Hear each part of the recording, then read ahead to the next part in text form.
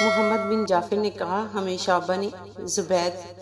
یامی سے حدیث بیان کی، انہوں نے شعبی سے اور انہوں نے حضرت برا بن عازب رضی اللہ عنہ سے روایت کی، کہا رسول اللہ صلی اللہ علیہ وآلہ وسلم نے فرمایا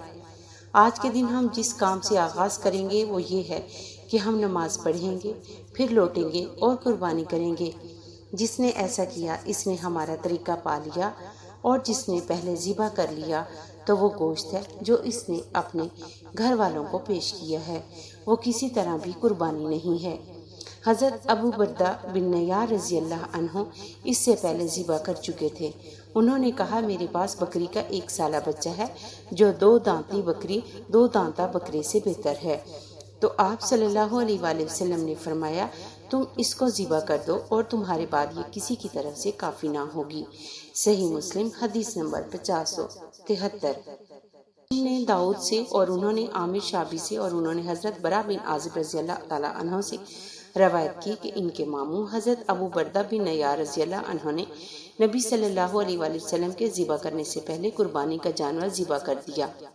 اور کہنے لگے کہ اللہ کے رسول صلی اللہ علیہ وسلم یہ وہ دن ہے جس میں گوشت سے دل بھر جاتا ہے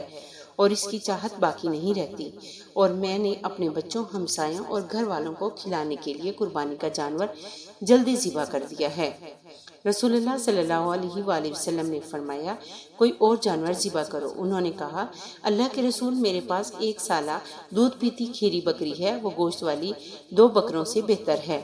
نبی کریم صلی اللہ علیہ وآلہ وسلم نے فرمایا یہ تمہاری بہترین قربانی ہے، تم اسی کی قربانی کر لو، اور تمہارے بعد کسی کی طرف سے بھی 1 سالہ بکری کی قربانی کافی نہیں۔ صحیح مسلم حدیث نمبر 5070۔ ابو حواس سلام بن سلیم نے اسود بن قیس سے اور انہوں نے حضرت جندب بن سفیان رضی اللہ تعالیٰ عنہ سے روایت کی، کہا کہ میں نے عید الاضحیٰ رسول اللہ صلی اللہ علیہ وآلہ وسلم کے ساتھ پڑھی، جب آپ لوگوں کے ساتھ نماز ادا کر چکے تو آپ نے دیکھا کچھ بکریاں ذبح ہو چکی تھیں، تو آپ صلی اللہ علیہ وآلہ وسلم نے فرمایا